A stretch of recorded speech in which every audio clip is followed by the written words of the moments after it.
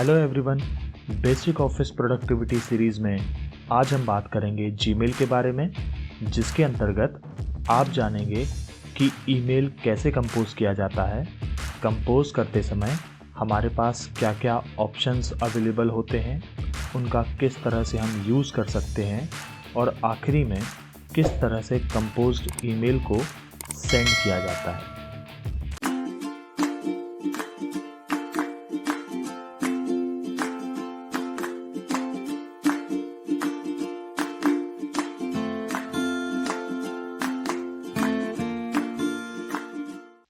जब आप अपने जीमेल अकाउंट में लॉगिन करेंगे तो आपको कुछ इस तरह से विंडो दिखाई देगी। यहाँ पर जब आप मेन मेनू बटन पर क्लिक करते हैं तो आप देख सकते हैं कि नीचे की तरफ कुछ ऑप्शंस विजिबल हो गए हैं। यहाँ पर आपको ईमेल कंपोज करने के लिए कंपोज बटन पर क्लिक करना होगा। इसके बाद न्यू मैसेज विंडो ओपन हो जाती है। इसके तहत सबसे पहले आपको टू के आगे उस व्यक्ति का ईमेल एड्रेस डालना होता है जिसको आप ईमेल सेंड करेंगे। ईमेल कंपोज करते समय आप एक से ज़्यादा व्यक्तियों को भी इसे सेंड कर सकते हैं। इसके आगे आप सीसी और बीसीसी का ऑप्शन भी देख रहे होंगे। यहाँ पर सीसी का मतलब है कार्बन कॉपी और बीसीसी का मतलब है ब्लाइंड कार्बन कॉपी। इसका मतलब है कि जिस व्यक्ति को कार्बन कॉपी की गई है उसे यह दिखाई देगा कि मेरे अलावा भी किस किस को कार्बन कॉपी की गई है, परंतु उसे यह दिखाई नहीं देगा कि किसे ब्लाइंड कार्बन कॉपी की गई है। परंतु हाँ, ब्लाइंड कार्बन कॉपी प्राप्त करने वाले व्यक्ति को सब दिखाई देगा कि किसे किसे कार्बन कॉपी की गई है।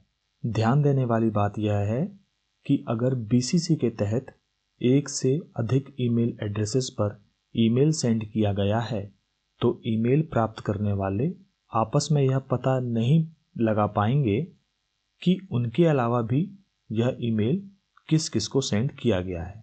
सिर्फ ईमेल सेंड करने वाले को ही पूरी जानकारी दिख पाएगी। यहाँ पर मैं सीसी के अंतर्गत एक ईमेल एड्रेस एंटर कर देता हूं और बीसीसी के अंतर्गत भी एक ईमेल एड्रेस एंटर कर देता हूं। आगे चलते हुए आप सब्जेक्ट ऑप्शन पर आ जाते हैं। यहां पर ईमेल का सब्जेक्ट लिखा जाता है। इसे आप ब्लैंक भी छोड़ सकते हैं, पर अगर आप ईमेल किस बारे में है कुछ सब्जेक्ट के अंदर लिखा जाए तो और भी अच्छा होगा। मैं यहाँ पर सब्जेक्ट एंटर कर देता हूँ। नीचे की तरफ आप ईमेल के सब्जेक्ट से रिलेटेड जो कुछ भी लिखना चाहें वह लिख सकते हैं। नीचे दिए गए टूल्स की मदद से आप टेक्स्ट की फॉर्मेटिंग कर सकते हैं। ये लगभग वैसा ही है जैसा कि हमने MS वर्ड का यूज़ करते हुए देखा था। फॉर्मेटिंग से जुड़ी समस्या दूर करने के लिए आप बेसिक ऑफिस प्रोडक्टिविटी सीरीज़ का लेक्चर नंबर 1 देख सकते हैं। यहाँ पर कुछ और काम के ऑप्शंस भी दिखाई दे रहे हैं। इस ऑप्शन का यूज़ करते हुए हम अटैचमेंट्स ऐड कर सकते हैं। अटैचमेंट्स PDF फॉर्म में हो सकता है, वर्ड फाइल भी हो सकती है, एक्सेल फाइल भी हो सकती है और कोई अन्य तरह की फाइल भी हो सकती है।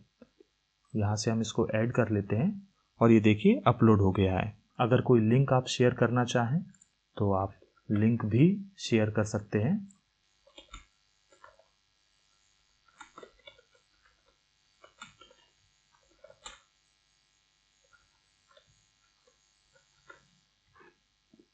इस तरह से आप वेब एड्रेस की जगह पर आप लिंक को पेस्ट कर दीजिए और यहाँ से ओके बटन पर क्लिक कर दीजिए।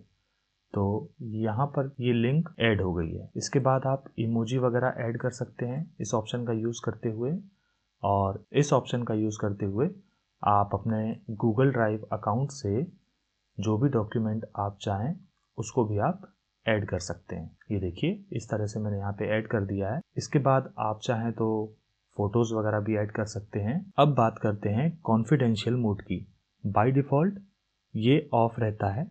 इसे ऑन करने के लिए सबसे पहले इस पर क्लिक करते हैं यहाँ पर ये हमसे 2 सवाल पूछता है, पहला सेट एक्सपायरेशन, दूसरा रिक्वायर पासकोड। तो सेट एक्सपायरेशन में हमें एक टाइम पीरियड डिफाइन करना होता है कि कब ये ईमेल प्राप्तकर्ता के अकाउंट से खुद ब खुद डिलीट हो जाएगा। यहाँ पर मैंने 1 डे दे रखा है, मतलब 1 दिन के बाद ये खुद ब खुद वहाँ से डिलीट हो जाएगा। दूसरी चीज़, उसे ओपन करने के लिए ईमेल प्राप्त करने वाले को इस ईमेल को ओपन करने के लिए कोई पासकोड ज़रूरी होगा, तो यहाँ पर क्लिक करें। और अगर आप चाहते हैं कि वो बिना पासकोड के ही इसे ओपन कर ले तो यहाँ पर क्लिक कर दें। इसके बाद इसे सेव कर दें। तो ये आप देख सकते हैं कि कॉन्फिडेंशियल जो मोड है वो यहाँ पर ऐड हो गया है। इसके बाद यहाँ से हम चाहें तो सिग्नेचर भी ऐड कर सकते हैं।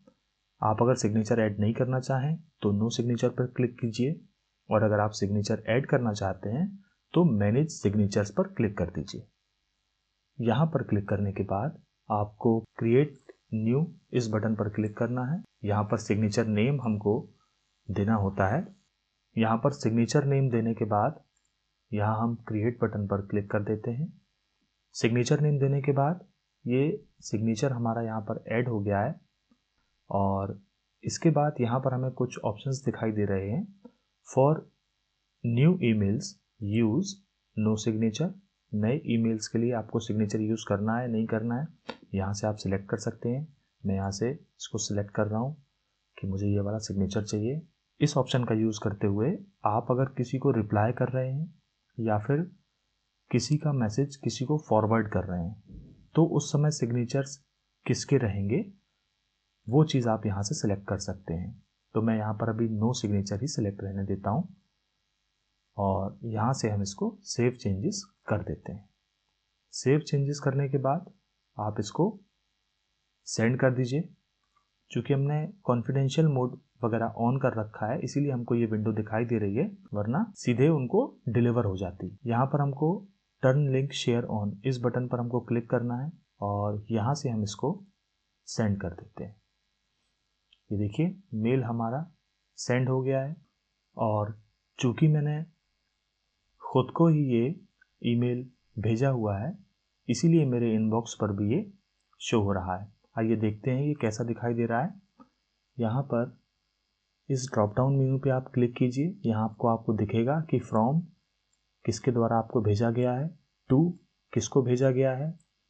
ये 2 ईमेल एड्रेसेस हैं जिन पर ये मेल भेजा गया है। इसके बाद कार्बन कॉपी किसको की गई है, ब्लाइंड कार्बन कॉपी किसको की गई है, उनके एड्रेसेस दिए हुए हैं, और सब्जेक्ट वगैरह आपको यहाँ पर दिखाई देगा। इसके बाद हमें इसका इंटरनल पोर्शन जो अटैचमेंट्स हैं वो सारे हमको दिखाई दे रहे हैं। यहाँ पर हमको लिंक दिखाई दे रही है। ये देखिए उस लिंक पे जैसे ही मैं क्लिक करता हूँ ये जो वेब पेज है विज़न कंस्ट्रक्शन यूट्यूब चैनल का वो ओपन हो जाता है। आज का ये वीडियो अगर आपको समझ में आया हो, आपको ऐसा लगा हो कि ये इन्फॉर्मेटिव था, तो लाइक शेयर और कमेंट करना ना भूलें। Thank you.